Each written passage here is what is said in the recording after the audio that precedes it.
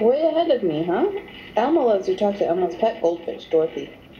She. Hello, Dorothy, said Elmo. Dorothy says she is so happy to meet you.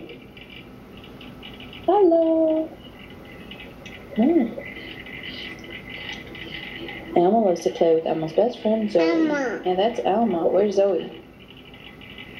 Yeah, that's Zoe. Good. Let's see whose kite can fly highest, said Elmo to Zoe. Yeah, that's the kite. 2 kites. Good job. What about the sun? Yeah. Lights. What? Lights?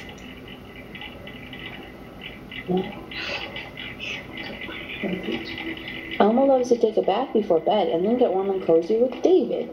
Then Elmo loves when Elmo's mommy reads him a story. Something's tickling Elmo's feet, said Elmo with a giggle. It must be the bunnies. Good night, Elmo loves you. Up. Hop. Yeah. Duck.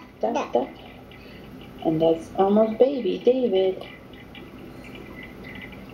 No, that's it. I know. Yeah. Book. It's a book.